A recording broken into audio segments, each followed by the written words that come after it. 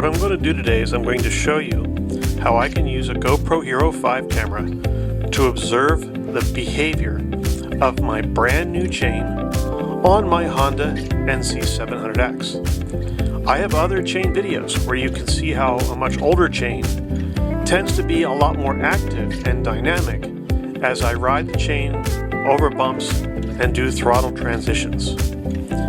Here's my video.